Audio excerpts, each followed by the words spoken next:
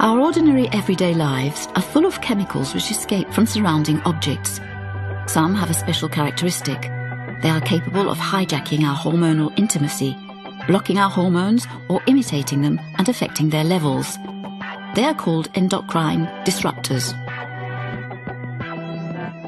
An endocrine disrupting chemical is a chemical that in some way interferes with the body's endocrine system. So that's the system that produces, regulates, and deals with the body's many hormones like estrogen, testosterone, thyroid, and so on. And so an endocrine disruptor can interfere with either how much is produced, how much is sent where it's supposed to go, if you will. They're messengers. They carry information from one organ to the other. Natural hormones are produced by the endocrine system. The hypothalamus, the pineal, and the pituitary glands in the brain, the thyroid, the thymus, the adrenal glands, the pancreas, the ovaries in women, and the testes in men.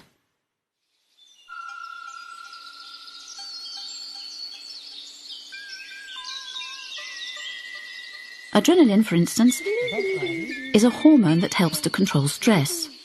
A lack of insulin may cause diabetes. Hormones are often highly potent, so these messages and signals have to be finely tuned. It's like, someone switches on a light and someone else has to switch it off again. So all these reactions on, off have to be very carefully controlled.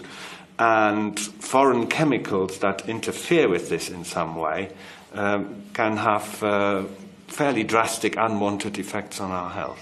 The body secretes the male sexual hormone, testosterone, in precise amounts and at specific times. No more, no less than necessary. A minute quantity is extremely effective.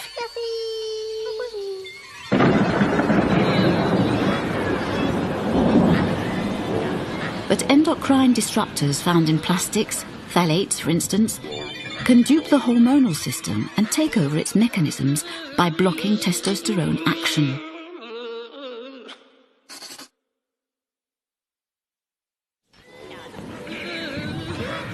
Endocrine disruptors interfere with subtle hormonal maneuvers. The result is like playing a Chopin sonata with a hammer. The study of endocrine disruptors is focused on what can go wrong when you introduce a hormonally active chemical into the body, a chemical that the body was not designed evolutionarily to deal with. There is something wrong with the way we humans act. We don't see something, so we assume that it doesn't exist. So this chemical is good to make plastic, so let's use it. This chemical kills insects, so that is great. When we produce a chemical, we are going to test it for what we think we should.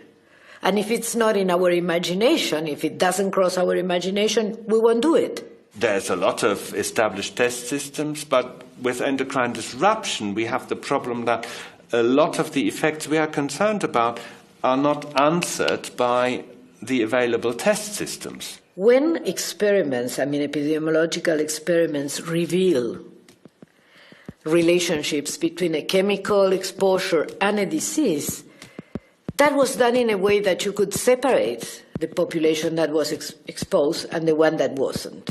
Like, for example, people that apply pesticides in the fields versus people that live in the city.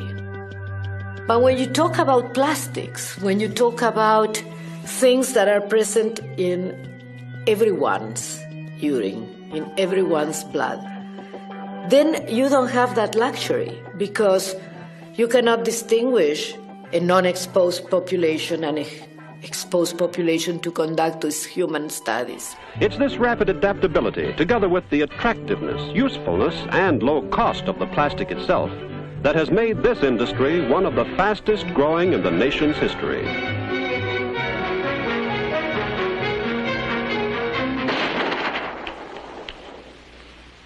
What's it to you?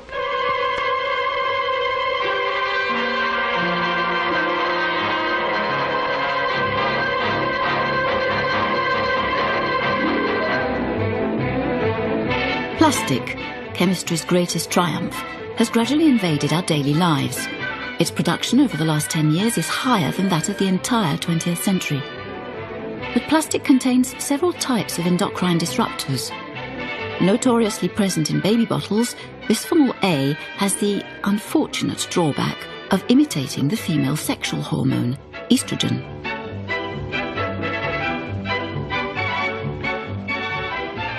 Some studies were conducted by the Center for Disease Control, for example, that found that more than 92% of the urines that they analyzed that correspond to a profile of the American population contained bisphenol A. Bisphenol A is used to make polycarbonate plastic and epoxy resins, which are the ingredients of printed circuits, kitchen rolls, plastic dishes, plugs, floor coverings, household electric appliances, refrigerators, washing machines, microwaves, mixers, hoovers, dishwashers, metal furniture, cash desk tickets, all sorts of tickets, glues and adhesive, water bottles, dental fillings, food packaging, car equipment, plastic recipients of all kinds, the inside coatings of tins and cans, hair dryers, protective glasses, sports helmets, rackets, skis, garden tools, cameras, glasses, DVDs, cosmetic tubes, water flasks, irons, televisions, razors, computers. France has banned its use in baby bottles.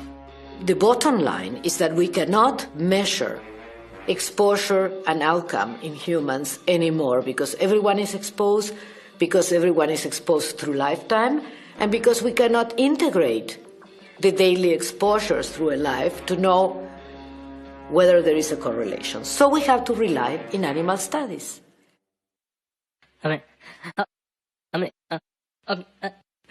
No.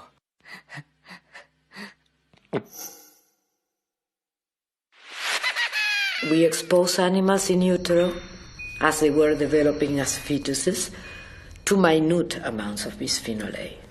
Then we follow all their development.